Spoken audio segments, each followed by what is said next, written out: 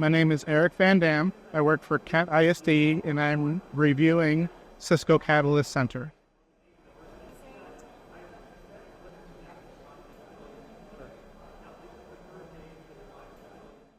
We started out with deploying all of our new 9200 series switches using the plug and play. After that, it was mostly the assurance that we were using, just monitoring, port configuration errors, performance, and just metrics throughout the network. We also use a little bit of the wireless features, but we're not fully Cisco wireless, so we're only able to use a little bit of that. But it's really just for our switch infrastructure.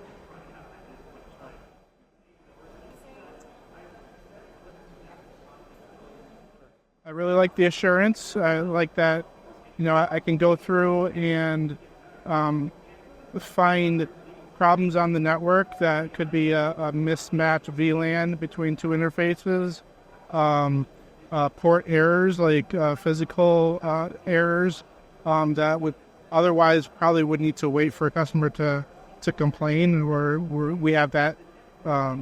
We can kind of see that ahead of time and be proactive and say, hey, I'm noticing that this port is having some errors on it. We might want to check that out ahead of time before it becomes an issue. So that's really useful. And then also being able to configure the network. I think that the programmability part of it, I think I've been having some struggle with that initially, just having to apply. So I have my script, my template that I want to deploy, but in order to deploy it, I have to apply it to a template or a profile, and then I have to assign that profile to a group of switches that I want to program. I think it gets a little bit messy and a little bit convoluted, but other than that, it's really helpful. It does automate. It's just right now I think it seems a little convoluted with the process.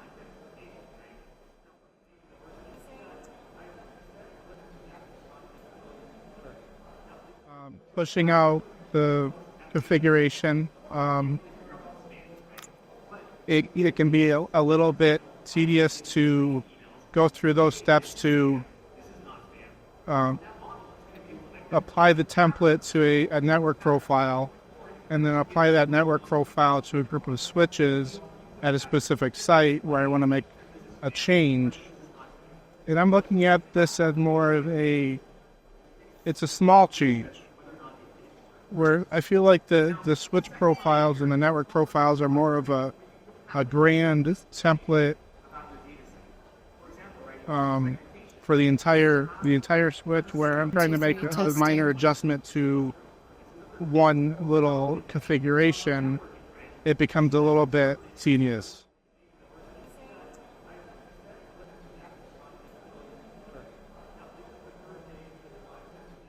I would say probably a 6. Yeah, 6.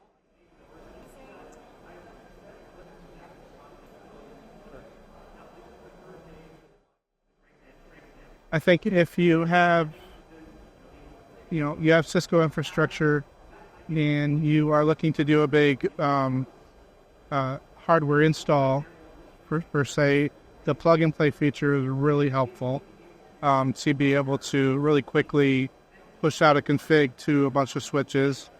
That was really helpful for us. It really sped things up. If you need to push out configuration changes to a bunch of switches at once, it can be helpful, I guess, if you plan it out, I guess. That's the part I'm struggling with, is trying to figure out how to streamline that process. But it has the potential there to be really helpful.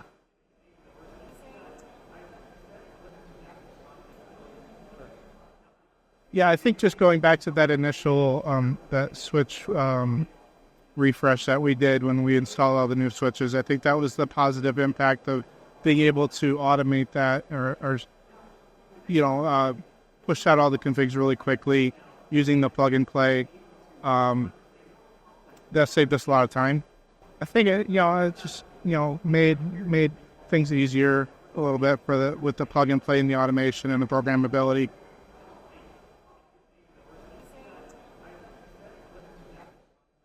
I'm trying to think because mostly right now our Cisco products are mostly just switches and I guess the core infrastructure. So our data center, I mean, without the Cisco in our data center, we wouldn't be able to, our network wouldn't operate at all, no matter where we were. So otherwise, we're not really using a ton of Cisco cloud solutions right now.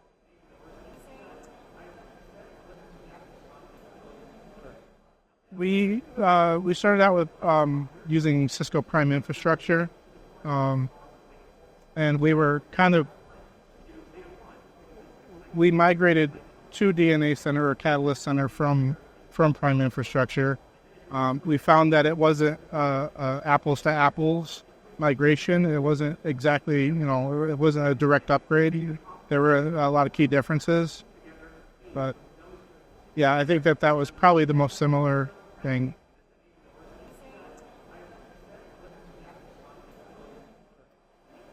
I don't usually see the numbers, so I think it's always challenging for us in education when we have to compare Cisco to some of the other competitors out there right now.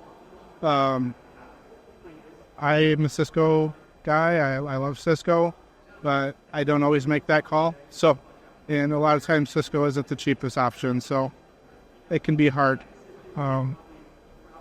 So, yeah, I feel like Catalyst Center probably worth.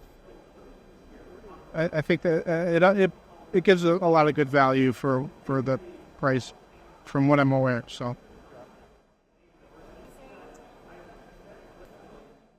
There's a lot of features that we are not using right now because we are a mixed environment. We don't have Cisco wireless deployed everywhere, only in a couple different locations.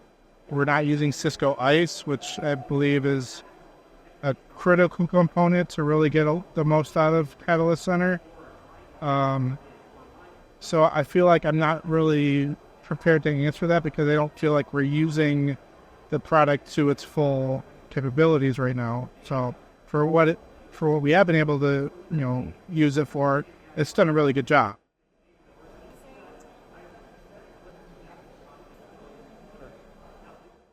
I would say pretty much. I mean, I think when I mentioned that, we were a prime infrastructure site, and when we were told that prime infrastructure was kind of going away and we needed to get on DNA Center, we thought that was kind of more like an upgrade rather than like I said, it wasn't really an apples to apples comparison. They're not really the same thing in all aspects. So I think that was one of the things that kind of caught us off guard.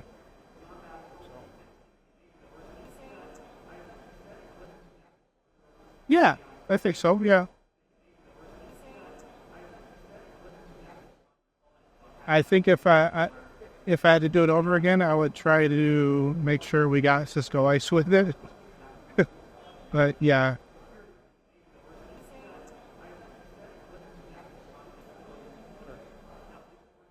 We just purchased SolarWinds hybrid cloud observability monitoring solution, and it's got, just a ton of different tools that we have been able to use, and it's really you have a product that offers so many different monitoring solutions in one.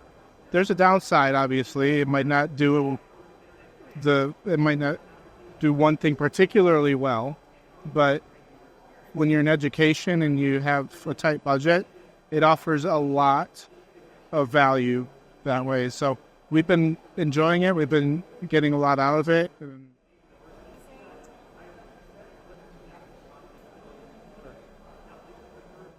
I would definitely recommend that for someone that is looking for kind of a single pane of glass monitoring solution that has just everything you can think of in terms of what you'd want to be monitoring: applications, databases, network.